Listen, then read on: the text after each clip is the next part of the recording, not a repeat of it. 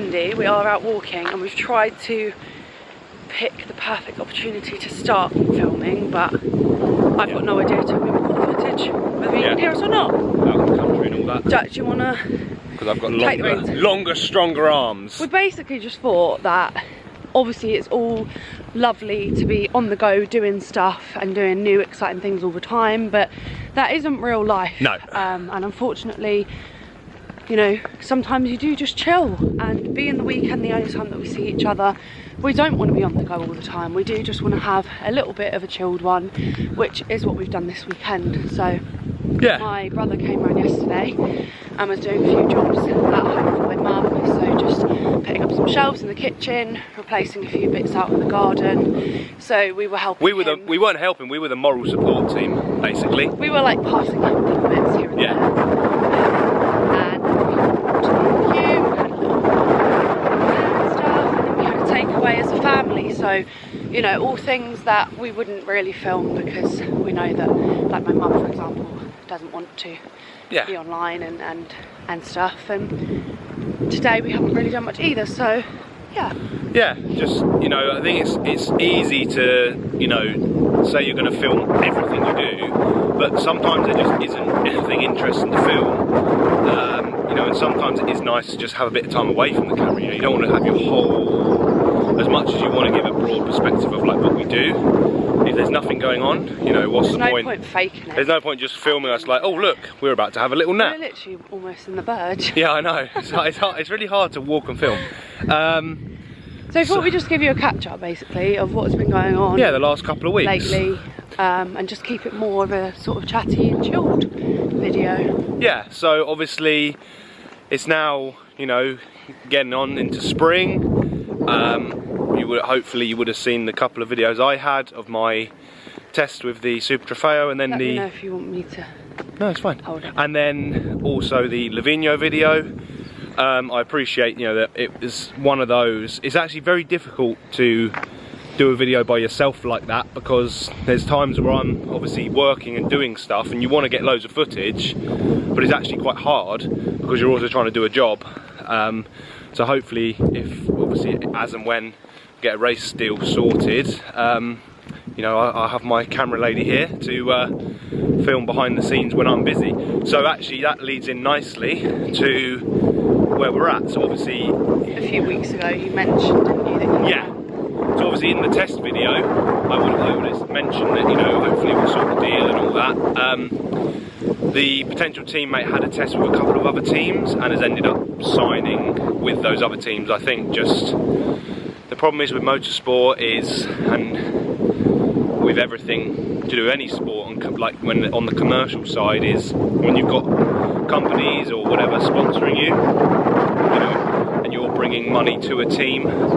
Each team is different in terms of what sponsors they have themselves, and then obviously, you know, that can affect what a driver can do in terms of their own sponsors, team sponsors, and it can get a little bit messy and controversial, whatever. So for whatever reason it just didn't quite work out for said teammate who I was going to have drive with me, so that's out the window. Because maybe actually you should say, I don't know if you've said this already, but what we're looking to do is a two-person yeah, so thing. Super Trofeo is a two-driver GT series. It's not really, you can't call it endurance because the races are 50 minutes, but it's 2 drivers per car, so you have a driver change midway through the race. There's a 10-minute window in the middle of the race where you have to change driver, so you come in the pits, change driver, go back out. There's no tyre change or fuel stop. Because also it's important that you choose someone that's equal ability. Yeah, so you don't basically, want to have someone that's so when you're driving in the pro category, you obviously want to make sure your teammate is as good as you, or you know, sometimes even better than you. You know, so you maximise your potential, because if you have a massive difference in ability, or even silly things like height and weight, it can really impact you as a pairing. So yeah, that deal didn't work out, but there is a couple of other options still. We've still got a couple of months till the start of the season, so I'm not getting too stressed out about it. We're just kind of waiting and seeing what happens, and I know something will come together. even if it is quite last minute. Sometimes that's the way of the world. It's not always easy to have a deal signed up in, you know, December. You know, like the previous December before the season. Sometimes you have to wait a little bit later and see what happens. So that's that. I've got, you know, a bit of a few more events with Lamborghini coming up. Sometimes, you know, it seems like it goes quiet, and then suddenly it's like a bus, you know, and nothing for like a few weeks or month, and then suddenly there'll be 2 or 3 events in a short space of time. Got some other driving stuff going on as well, which I can't say too much about because it's kind of research and development work with the brand, which is quite cool.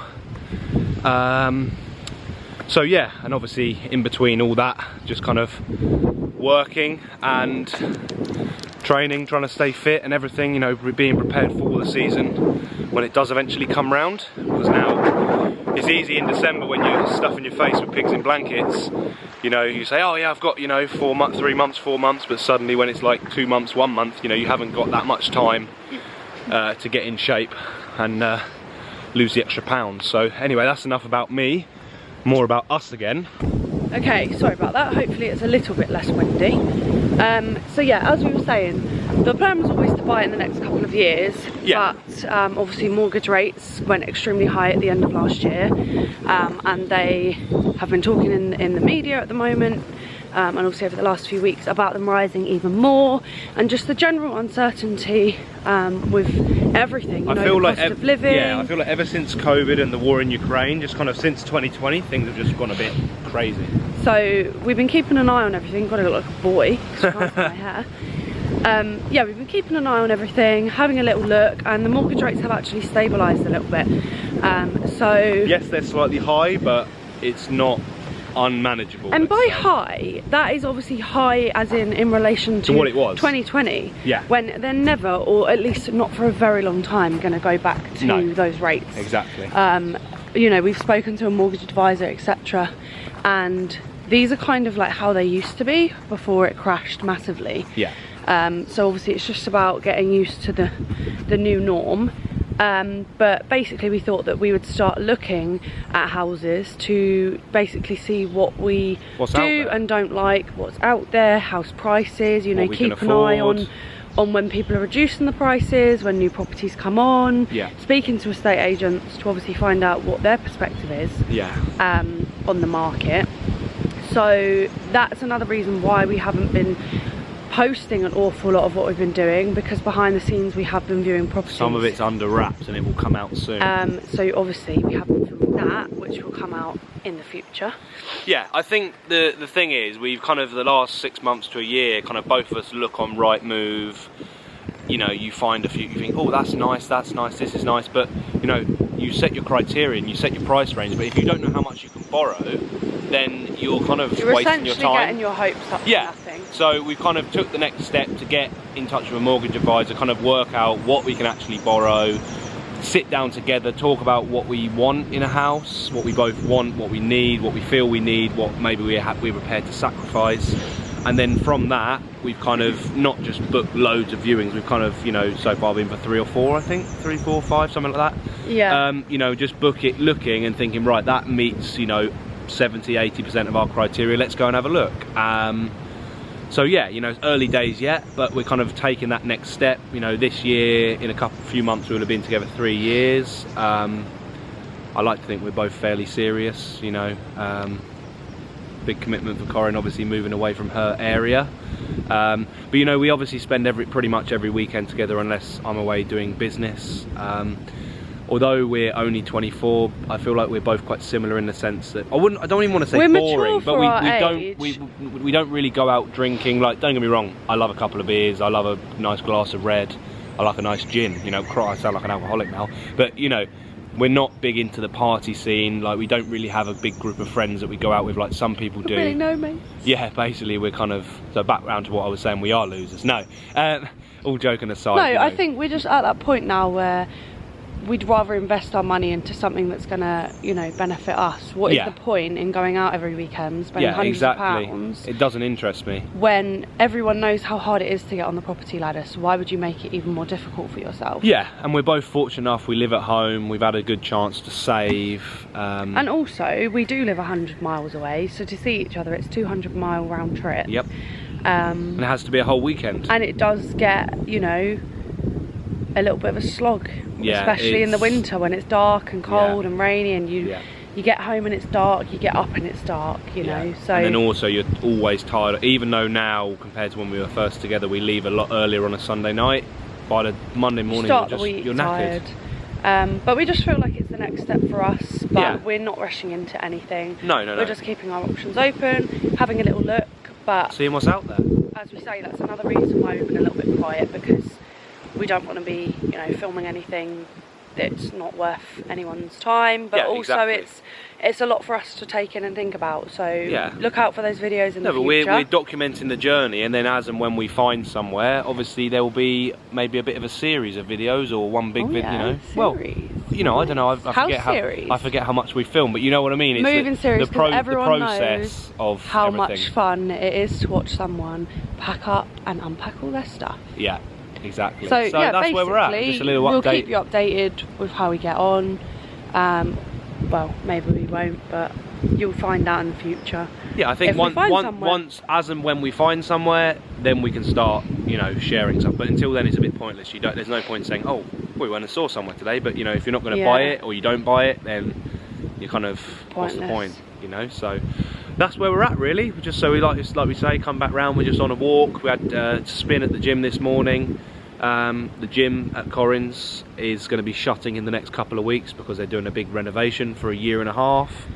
So we're just making the most of being able to do the Sunday spin class when we can. And we went to the gym yesterday as well. Yeah, a little gym session on a Saturday morning we normally do. Obviously as the summer comes it's nice to get out on the bikes, get out running and all that, but you know, just make the most of the last couple of weeks of the gym. And then obviously we need to sort an alternative.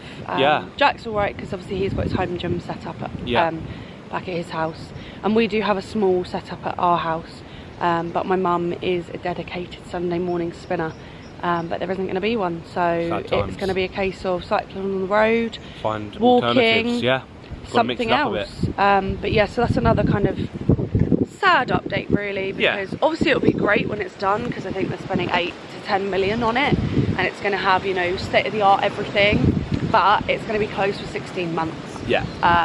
So it's just finding an alternative in that time to stay motivated, to keep the fitness up, and to obviously just stay on it. And obviously, like we're saying, what we just said a minute ago, in that time frame, we probably, hopefully, will have found a house. So obviously, it's then that, you know, kind of another end to another chapter. Yeah, you know, like, you know, obviously we plan. Obviously, we want somewhere where we can have a bit of a fitness setup in our house, garage, garden, whatever.